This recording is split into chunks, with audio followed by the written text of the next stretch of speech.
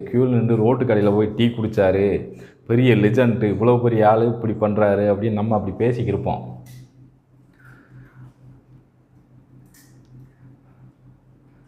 அவங்களுக்கு தேவையான உணவுகள் எல்லாமே ஆப்பிரிக்கா கண்ட்ரியிலேருந்து கிடைக்கிது. அப்போ அவங்க காசு கொடுத்து வாங்குறப்ப அந்த ஆப்பிரிக்கா கண்ட்ரி எல்லாமே ஒரு வளர்ந்த நாடாக தானே இருக்கணும். ஆனால் இன்றைக்கி ரொம்ப பவர்ட்டியில் இருக்கிறது அந்த கண்ட்ரிஸ் தான் ஏன்றதை பார்க்கலாம். ஆப்பிரிக்கா மண் வந்து ஒரு மினரல்ஸ் ரிச் மண் தான். அங்கேருந்து தான் தங்கங்கள்லேருந்து எல்லா உலோகங்களும் கிடைக்குது.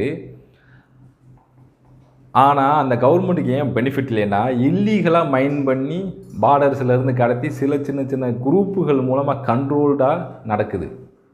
இப்போ காங்கிலின்ற ஒரு கண்ட்ரியை பார்த்துக்கலாம். பக்கத்தில் இருக்க உகாண்டா, ருவாண்டா இந்த மாதிரி கண்ட்ரிக்கு ஃபஸ்ட்டு கடத்தி அங்கேருந்து வந்து வெளிநாட்டு இன்டர்நேஷ்னல் மார்க்கெட்டுக்கு சேல் பண்ணிக்கிறாங்க. யார்கிட்ட சேல்